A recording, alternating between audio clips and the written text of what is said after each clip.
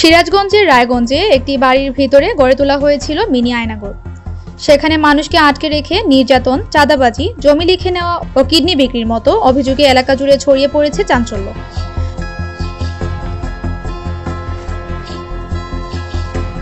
শুক্রবার ভোরে রায়গঞ্জ উপজেলার চান্দাইকোনা ইউনিয়নের সোনারাম গ্রামে ঘরটির সন্ধান মেলে। পুলিশ, স্থানীয় বাসিন্দা এবং সংবাদকর্মীরা ঘটনাস্থলে গেলে এর ভিতরে একাধিক ছোট কক্ষের অস্তিত্ব পাওয়া যায়, যা ছিল সম্পূর্ণ বন্ধ এবং সন্দেহভাজন কার্যকলাপের ঘাঁটি হিসেবে ব্যবহৃত। স্থানীয় সূত্রে জানা যায়, এ ঘরটিতে কাউকে কখনো যাতায়াত করতে দেখা যায়নি।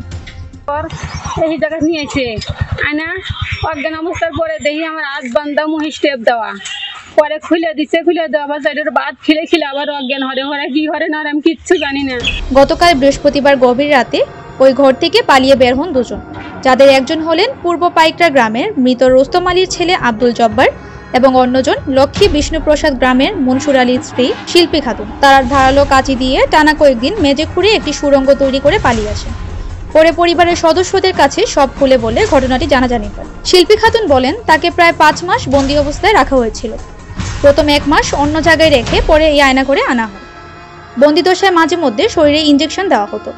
তিনি দাবি করেন, পল্লী চিকিৎসক আরাফাত, স্থানীয় মেম্বার শরীফ, কামরুল, হাফিজুল, পান্না ও আরও কয়েকজন মুখোশ পরে তাকে বন্দী করেছিলেন। একই ঘরে আব্দুল জব্বারকেও আটকে রাখা হয়েছিল।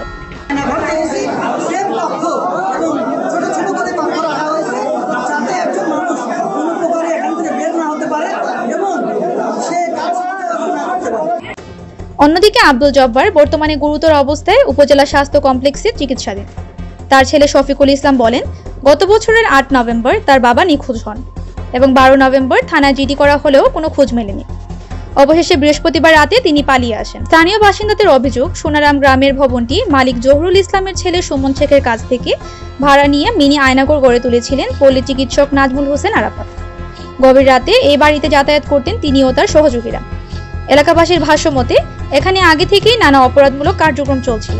রায়গঞ্জ থানার ভারপ্রাপ্ত কর্মকর্তা আসাদুজ্জামান আসাদ বলেন, মানুষের ভিড় প্রচুর। এটি সত্যিকারের আয়নাঘর কিনা তা যাচাই করা হচ্ছে। ইতিমধ্যে আরাফাত নামের একজনকে আটক করা হয়েছে। আইন শৃঙ্খলা রক্ষাকারী বাহিনীর একাধিক দল কাজ করছে।